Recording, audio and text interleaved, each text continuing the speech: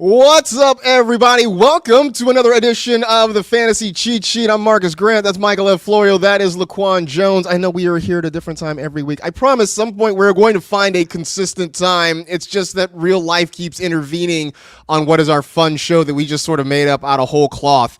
But we do appreciate you hanging out with us and kicking it in the chats already. I'm looking at there are already a ton of people in the chat. Love it. So shout out to you guys for being here already. Florida, we talked about this on the pod because it sort of dropped as we were talking and getting ready to talk to Emory Hunt. Which, by the way, go check that out. A great conversation. Has your heart recovered? Or how are your feelings after the Stefon Diggs trade? So yesterday when it happened, you try to make sense of it. I also luckily had a pretty busy work day and stuff like that. So I was feeling, I kind of went through it as a fan a little bit, like We saw. like this is good for the team and why are they doing this and why now? And I still don't understand a lot of the logic behind it. I know it's a good long-term move cap wise, but like, as a fan and as someone like who just believes you play to win Super Bowls, like this puts them further away from the Super Bowl than they were 2 days ago. So I don't like that.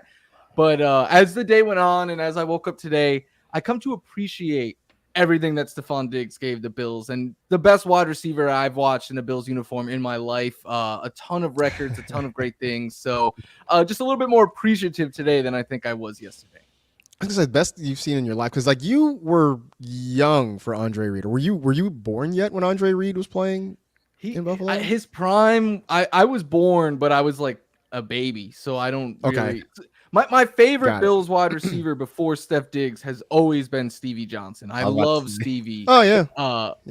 But Stevie I think would admit this himself.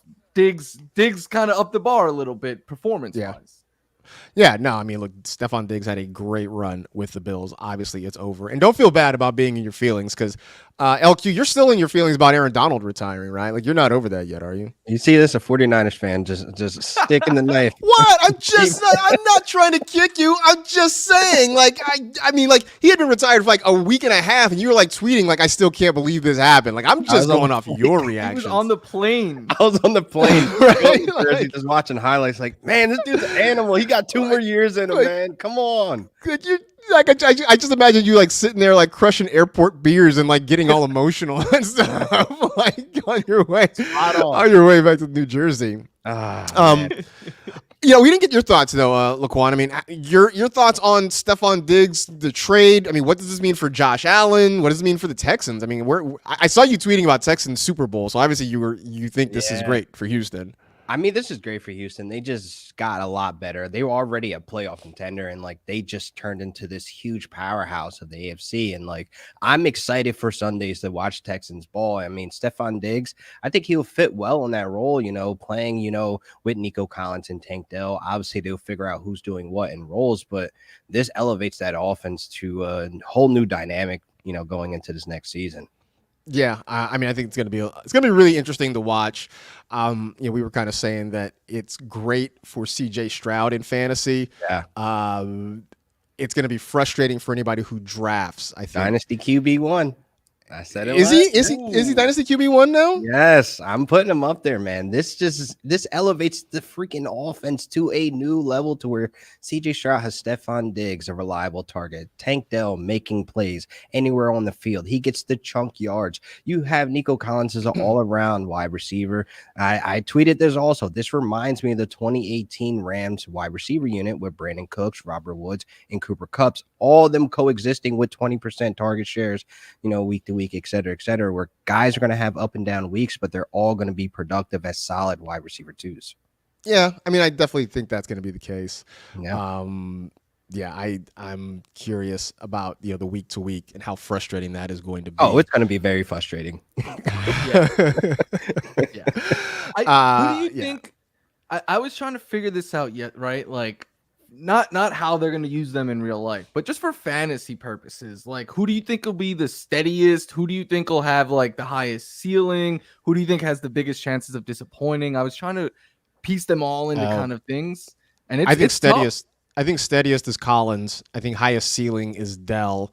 I think Diggs is the one who's most likely to disappoint. But this could also be like Stefon Diggs' like John Wick season, where he just goes through and is just murking defenses just to prove that the Bills made a mistake by moving on from him. Like, whether or not he can sustain that for multiple years, I don't know. But I wouldn't be surprised if Stefon Diggs just went out and crushed this year.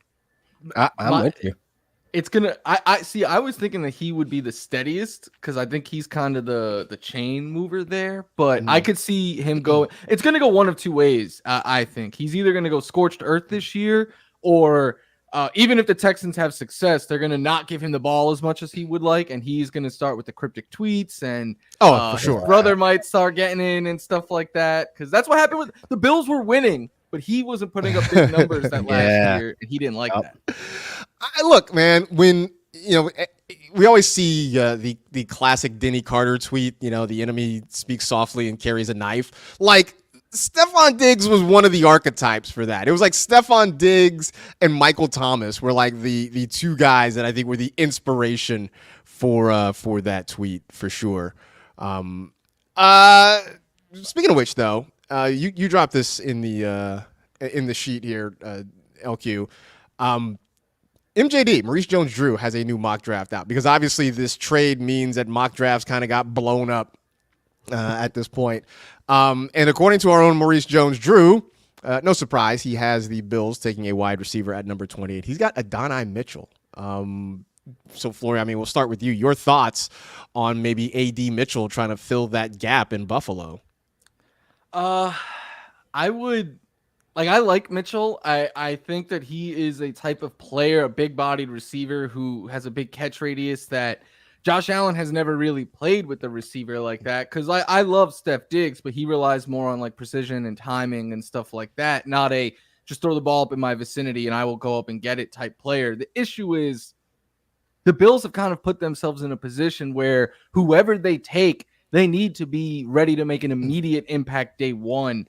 No offense to Mitchell, I'm not sure if he's still a downgrade from Steph Diggs. And I would say that about pretty much all of these wide receivers, unless the Bills make a Julio Jones type trade and try to get one of the big three.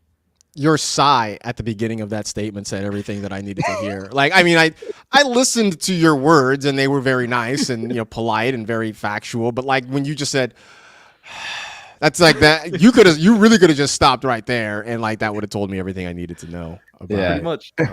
It's because A.D. Mitchell is kind of one of those guys that I know the people who watch a lot of tape, the scouts who watch a lot of tape, really seem to like him and think there's some upside there. The analytics folks are a little bit nervous about him because he was a guy who, for all of his big plays and the splash plays, was not a guy who earned a lot of targets there at Texas. It was sort of inconsistent. So he's, I think, a riddle wrapped inside an enigma slathered in a mystery. I don't know, but they for sure need a pass catcher. They need a wide receiver. This offense cannot live on Dalton Kincaid alone this year. I will say, though, if Joe Brady's taking over and really going to run this offense, I think I've tweeted this before, where if he can get the 2020 Carolina Panthers offense somewhat, a new identity for the Buffalo Bills, just with an upgrade with Josh Allen, which, you have a Robbie Chosen with a career high 1,000 yards. You have DJ Moore with a career high up until last season with, the receiving yards as a career high. I think more so if he gets this offense to be spread out for more options where you're not force feeding Diggs, where you're not trying to rely on Gabe Davis anymore. I think if we get an A.D. Mitchell, he plays really well into that offense as a big body target, very savvy with his route running and stuff like that. Joe Brady can get this offense clicking with a Curtis Samuel out of the backfield slot, wherever you want to put him.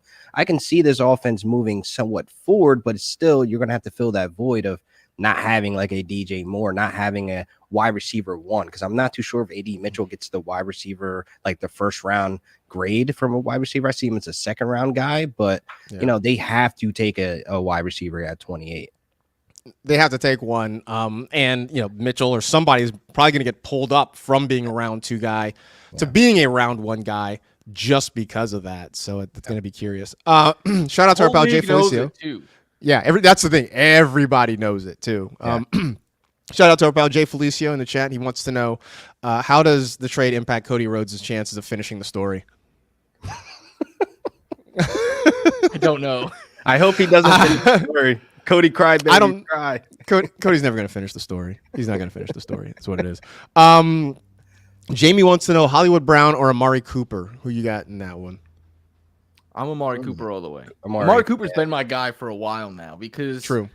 He's just underrated. Like he goes out yearly and performs. And I know people say like, oh, he's kind of boom or bust a little bit. Most wide receivers outside of the elite guys are. So, and you talk about boom or bust, that's going to be Marquise Brown. So I still think Amari Cooper is a high-end wide receiver too, and you never really have to pay that price. Correct. Well, and the thing about it is Amari Cooper was very boom or bust. He was certainly boom or bust with the Raiders. I think he had it a little bit when he started with the Cowboys, but I do feel like, the latter part of his time in Dallas and then so far in Cleveland, he's been a lot more consistent week to week. Yeah. So, I get it. I know that was always the knock on him. I'm sure I made that argument multiple times, but I feel like that's not, it's not as volatile as it once was earlier in his career. So, yeah. We're talking about the Bills. Marcel wants to know, is there any Bills receiver worth drafting now? You guys want Khalil Shakir? Or silence? Silence. I like Shakir a lot. The issue is I think he's a really good slot number 3 type wide receiver for real life. I'm not sure. But it's hard to answer until we know, because the biggest piece I would say is still missing. Like whoever's going to play that that one role, we don't know yet. Exactly. Because we know Josh Allen favors the slot, but it's more so I look at Shakir. He's still trying to develop and work into that role and trying to generate some type of volume. I just don't see it right now. And there's a lot of questions, like Florio was saying, like who they take, bringing in as that one. Dalton Kincaid is the answer. Dalton Kincaid. There you go. He is the answer. The biggest winner.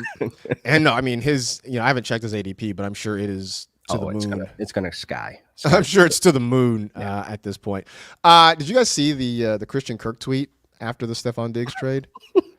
Yeah. He says, how come every time anything happens in the league, I got to catch all these strays, right? And I'm sure this has to do with Diggs' contract and the salary cap hit, because he's not wrong, right? Like the last couple of years, every time somebody signs a contract, it's like, oh, it's like Christian Kirk. I mean, yeah. I just thought that was funny. I did. I thought that was very funny. At this Kirk point. He got more money than we all thought, but it's not like he got, oh my God, break the bank type money. So maybe we got to give our boy a pass a little bit. He earned it. He produced. He earned. Well, that's the other part, is that he has produced, since he got paid. But you're right. It was not a ton of money. It was just more money than we thought Christian Kirk was going to get. Is all. Yeah, that's all. Have you seen the story about Jim Harbaugh and his business cards? He apparently not until right before this show. So apparently he has a business card that has rules for life on them. And it's like a list of 20 rules, which first off, I want to know how big his business card is. That's what I was thinking. Like what? That he has, room for 20 rules on them. Laminated. It's got to be, right? So here's some of them. Number 1 is seek first the kingdom of God and all else will be added unto you. Okay. Let's see. Rule 2, attack each day with an enthusiasm unknown to mankind. His third is the who has it better than us? Nobody. That became famous when he was coaching the 49ers. I'm trying to think of some of the other ones. Number 8, choose a great role model, watch them, emulate them, then make them proud. Number 10, discipline yourself daily to be physically fit for life. Wow, that's a good one. That is good advice. That is good advice. Number 12. Here's number 12. I actually kind of like. Stop trying to win all your fights in the first round. That was my favorite one. All right. Right? I have that. I try to finish everything the moment I get it started, and it's like, no, that's not smart. No, I'm more of I tend to wait until like the later rounds to actually start fighting, which is probably also not the best way to live life. But that's kind of what I do. Some of the other good ones here: seek long and trusting friendships by being happy and helpful for the other guy's success. Number 16 is my personal favorite. 16. The only job you start at the top is digging a hole. Bars. He got that one. Not Really wrong. took that from like online or something like that. Yeah, he should do Not a quote wrong. book. He should write a book, and it's just all quotes. That's it. No, literally. I should just take these and like find that picture of like a little kitty cat hanging onto a branch and just put all these quotes above them or something like that, and see if I can sell some posters that way or something like that. Wow. Let's see, number 18. Here's advice: ABCs for picking a school: academics, ball, college environment. Which I'm sure that he uses that for a lot of recruiting. That makes a lot of sense. 19. The 3 keys to happiness in descending order. Number 3, pick a job you love. Number 2, outwork your competition. Number 1, marry wisely. Just like, Smart. wow. All right. Seems like he. I mean, him and his wife were having the yard sale the other day. They seem like Right? they're pretty happy still. Like, good for him. Good for him. And now he gets to move to Los Angeles and He's had a good gig. I'm sure he's gonna live out near the beach or something like that. Yeah. It's gonna be awesome. So, it feels like Jim Harbaugh is doing all right. I still want to see what the card itself looks like, that he has room for like Please. 20 things. Small, on tiny there. font 4. Right. I was like, does he have them all on one card, or is it like a fortune cookie where like you just get one and every card has something different on it? That'll probably be better.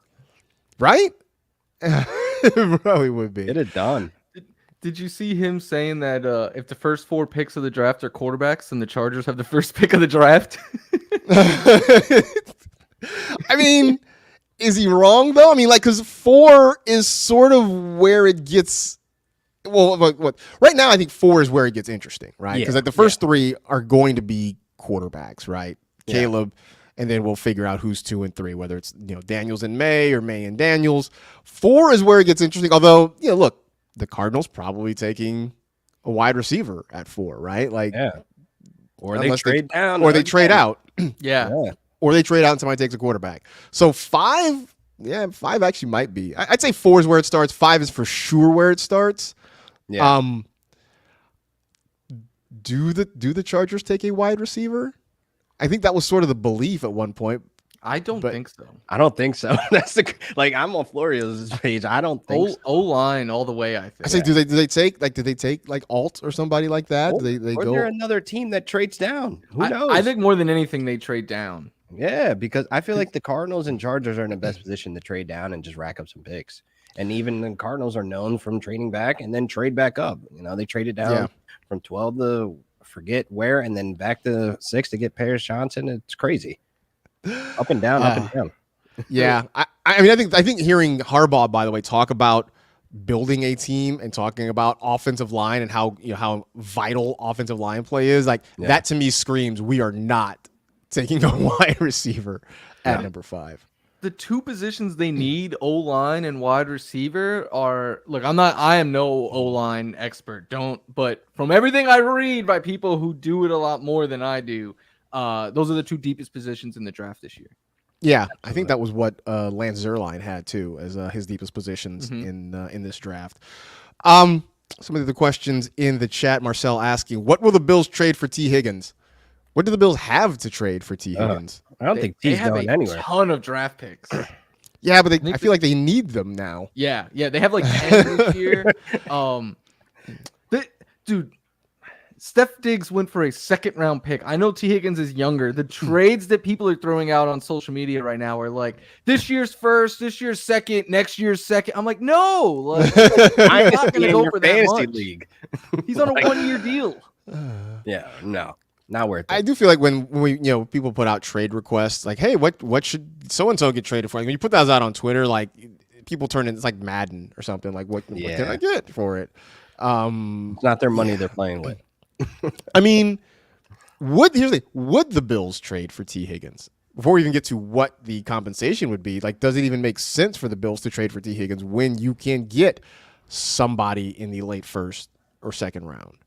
What I would love for them to do is because why, like, I was upset that Diggs only fetched a second, but then people were reminding me that like Keenan went for a fourth and Amari Cooper a few years ago went for a fifth. So like especially veteran wide receivers do tend to go for a little bit less. Like I've heard T. Higgins' name. I've heard like Tyler Lockett's name floated out as like, I mean, Justin Jefferson is the cream of the crop, but he's not going to get traded.